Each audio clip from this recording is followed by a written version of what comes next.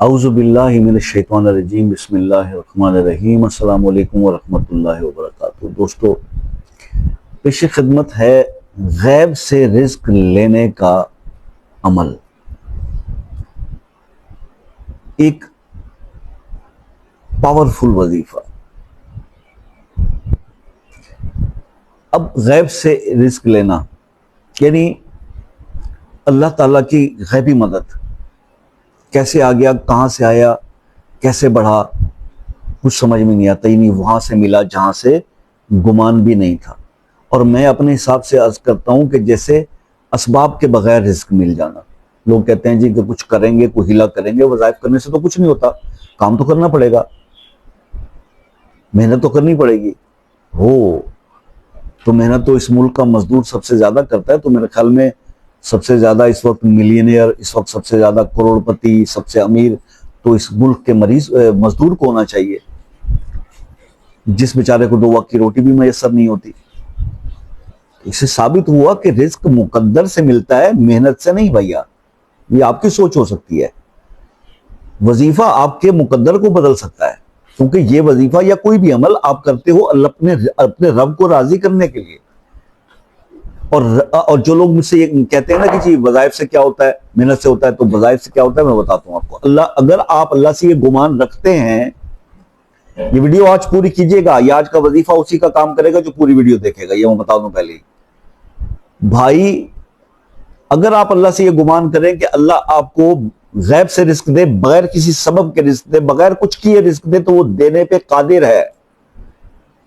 9 مہینے جب آپ اپنے والدہ کے شکم میں تھے، والدہ کے پیٹ میں تھے، تو اللہ تعالیٰ نے آپ کو بغیر کسی سبب کے رزق دیا۔ اس پانی کے اس ماحول کے اندر جس میں آپ رحم میں تھے، مادر رحم میں تھے، تو وہاں پر سانس آپ کا چلتا رہا، آپ کو خوراک ملتی رہی۔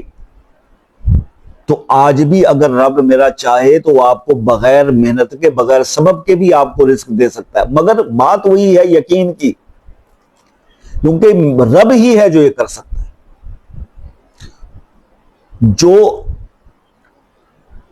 اور قرآن پاک اٹھا کے دیکھیں نا، پڑھتے نہیں نا، ترجمے سے قرآن پڑھیں تو آپ دیکھیں کہ قرآن کے اندر کیسے کیسے واقعات موجود ہیں جس کے اندر اللہ پاک نے ایسے ایسے کام اللہ صرف کہتا ہے اور وہ ہو جاتے ہیں۔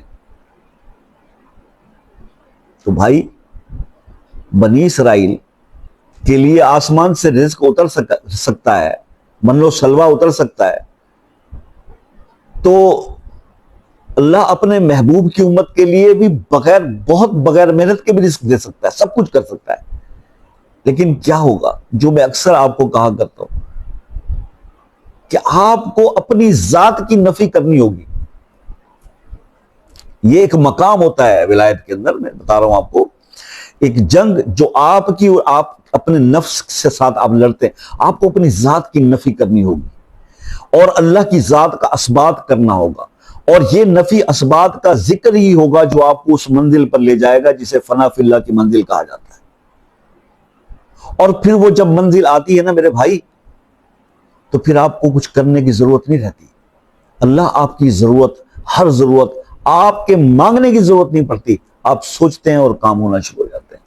کیا ہوگا کہ اس ٹائم پہ ہوتا یہ ہے کہ انسان کی دل سے دنیا نکل جاتی ہے، اور پھر ایسے لوگوں کو ہم کہتے ہیں یہ اللہ کے ولی ہیں، اور ان کے پاس ہم جاتے ہیں تو ان کی ایک نظر پڑتی ہے تو گناہگار جو ہیں وہ بھی نیکوکار بن جاتے ہیں۔ اولیاء کرام کی تذکرے پڑھ کے تو دیکھیں، ہم ان چیزوں سے دور ہو گئے، ہم تو سائنٹیفک لوگ ہو گئے، ہم تو مریخ سے بھی آگے چلے گئے، تو پھر کیا ہو گیا؟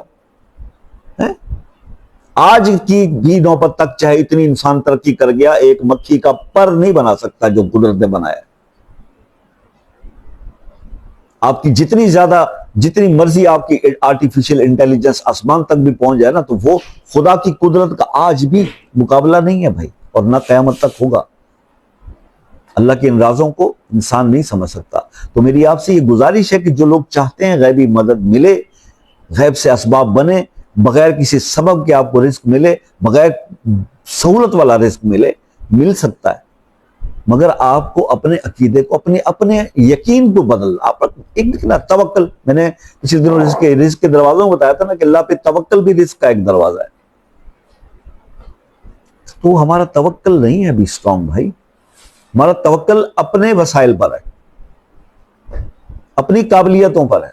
تو کتنے قابل لوگوں کو آپ نے دیکھا ہے, میں کہتا ہوں مقدر سے انسان کو رزق ملتا, آپ کہتے ہیں قابلیت سے ملتا, تو کتنے قابل ڈاکٹر انجینئرز کو آپ نے دیکھا جو انگوٹھا چھاپ لوگوں کے نیچے انڈر کام کرتے ہیں. میرے اپنے شہر میں کئی ہاسپٹل ہیں جو بالکل ان پڑھ لوگوں نے بنائے ہوئے, اور وہاں پر باہر سے تعلیم یافتہ ڈاکٹر بیٹھ کے پریکٹس کرتے ہیں اس کی بلڈنگ کے اندر, وہ پیسے کماتا ہے,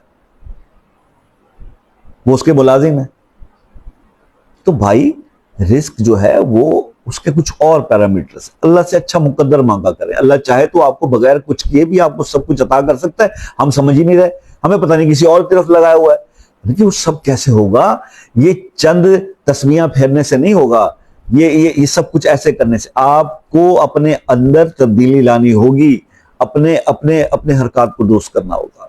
ہم سے بہت کچھ, سب سے بڑی حرکت جو آج کا انسان کر رہا ہے نا, وہ یہ کر رہا ہے کہ وہ نیک نظر آنا چاہتا ہے, نیک بننا نہیں چاہتا. وہ اس کی باتوں کے یعنی بول بچن کے ماسٹر بن گئے ہم سب. ہم نصیحت کرنا بہت آسان ہے, ہم بہت بڑے نصیحت کرنے والے بن گئے, ہم بہت اچھی باتیں کرنے والے بن گئے, عمل سے خالی ہو گئے. یہ المیہ ہے. جس سے پوچھ لو, وہ کہے گا, ابھی میرے سے بات کرتے نا لوگ, وہ کہتے ہیں نا جی ہم تو بچپن سے ہی تہجد پڑھتے ہیں, 5 وقت نمازی, ہم تو بڑے نیک ہیں. یہ پتہ نہیں کیوں ہمارے ساتھ یہ مسائل ہو رہے ہیں. اپنا مسئلہ نہیں سمجھ میں آتا کہ تم نے کہیں نہ کہیں تو کوئی چسک ماری ہے نا, کہیں نہ کہیں تو کوئی غلطی کی ہوئی ہے نا, جس کو آپ تسلیم ہی نہیں کرتے. کہ مطلب آپ جھوٹ بولتے ہیں نارملی, چھوٹا سا جھوٹ ہے, بچہ باہر کوئی دروازے پہ آ گیا, بابا نے کہا کیا, تو بابا نہیں بیٹھے, جھوٹ ہی نہیں ہے. ہمارے اندر برائیاں اتنی پھیل گئی ہیں معاشرے کے اندر کہ گناہ کا تصور ہی ختم ہو گیا ہے. بولا کہ اس کو حالانکہ گناہ کبیرہ ہے جھوٹ بولنا, یہ چھوٹا سا جھوٹ بولتے ہیں, یار میں گھر پہ نہیں تھا, آپ آئے تھے یار, میں گھر ہی بیٹھا تھا. ایسے ہی نہیں بدلنا اپنے آپ کو. بہرحال وہ آپ کی مرضی ہے. میرا کام یہ ہے کہ میں آپ کو کچھ نہ کچھ اب بتانا شروع کروں گا. میں آپ سے بحث پہ آؤں گا, میں آپ کو سمجھاؤں گا. جس نے سمجھنا ہے وہ سمجھے, جس کو نہیں ٹائم, جس کے پاس وہ فضول بات سمجھتا ہے, اس کو اگلا چینل پکڑو یار. میری تو بات ایسی ہے. چلیں, بات بہت لمبی ہو گئی. اب اس پہ سمجھ لیجئے کہ غیب سے مدد کا جو وظیفہ ہے وہ ہے کیا, عمل کیا کرنا ہے آپ نے. تو عمل بھائی یہ ہے کہ عشاء کی نماز جب آپ پڑھ لیں, تو عشاء کی نماز پڑھنے کے بعد آپ مصلی پہ ہی بیٹھیں اور کسی سے بات کیے بغیر خاموشی میں تنہائی کے اندر 11 بار درود ابراہیمی پڑھ لیں, اور 11 مرتبہ درود ابراہیمی پڑھنے کے بعد آپ 1100 بار پڑھیں, یا غنیو یا مغنیو بحق اللہ الصمد, یا غنیو یا مغنیو بحق اللہ الصمد. یہ آپ نے پڑھنا ہے 1100 بار, اور اس کے بعد آپ نے 11 بار درود ابراہیمی پڑھنا ہے, اور اس 11 بار درود ابراہیمی پڑھنے کے بعد آپ نے پھر اللہ سے اپنے لیے دعا کرنی ہے. 40 دن یہ عمل آپ نے پرفارم کرنا ہے.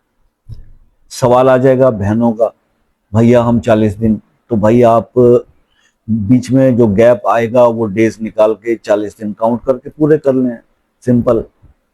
اور کئی میرے دوست یہ بتائیں گے کہ ہم تو سر مصروف اتنے, ہمارے پاس عصر کے بعد ٹائم ہی نہیں ہوتا, تو ہم کیا کریں.